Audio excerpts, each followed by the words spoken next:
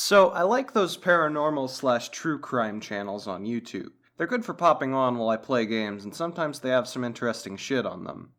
I'm talking about your Scare Theaters, your Rainbots, Nexpos, all great channels that cover a wide variety of topics. There's one urban legend, though, that's particularly caught my eye from how prevalent it is, despite there being no original source for it.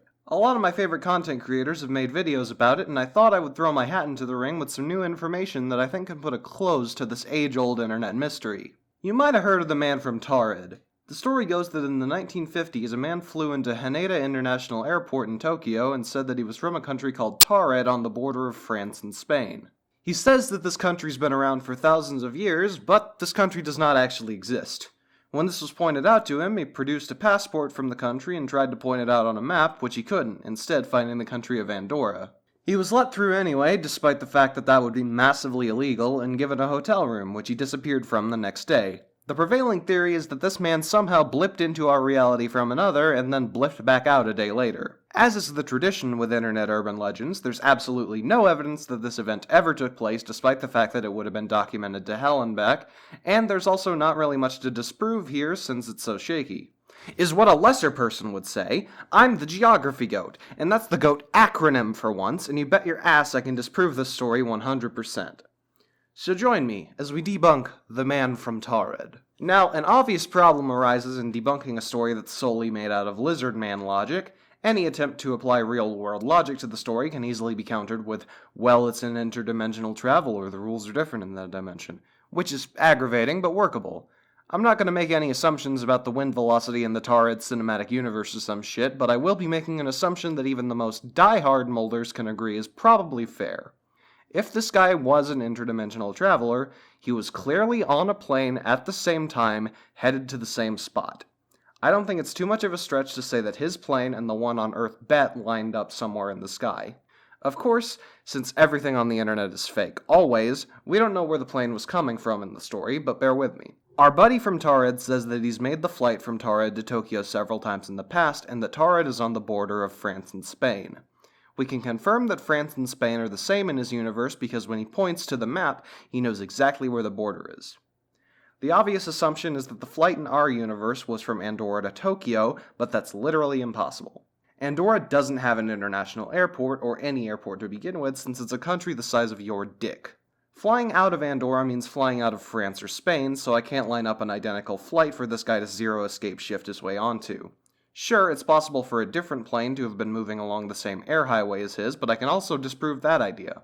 Planes operate on an air highway system generally. You'd think that you'd be able to go anywhere at any time on a plane with all that z-axis movement, but that's wrong. There are predefined highways for air travel to go through. This makes the idea that a flight from somewhere in Europe to Tokyo lined up with our Taured pal's flight more plausible. However, all air highways from Europe into Japan are unique, with none from southern France or any in Spain that I could find. Even with all that, there's also a little something else that might point against the story's legitimacy. Now, the plane most frequently used for commercial flights in the 1950s was the Boeing 707, which is most likely the plane he was on. If another plane was used, it doesn't really matter because we can still use the 707 to gauge air travel in the 50s. The 707's maximum flight distance is about half the distance between Andorra and Tokyo, meaning the idea that Mr. Taured had made the non-stop flight before as he claimed isn't really possible. But what if he was on a different plane in the alternate universe? That's not possible unless the interior of both planes were completely identical. It's safe to assume the plane he took off on was a 707 because if it wasn't, he would have noticed the shift. So, if the flight in this story is completely impossible, where does that leave us? Does that mean the entire story's bunk? Well, yeah, it probably is bunk, but as they say, in every load of bunk, there's a piece of crunk. I do actually have a scenario in which this situation might have happened. One that doesn't involve voodoo magic, and it all has to do with finding out what Taured itself actually is. You see, back in the 50s, after World War II, there was a growing movement among French Algerians to gain independence from France, including those currently living in France itself. These Algerians sought to rekindle their ties to the motherland and get back in touch with their national identity, including tribal identities that had been lost in the scramble for Africa.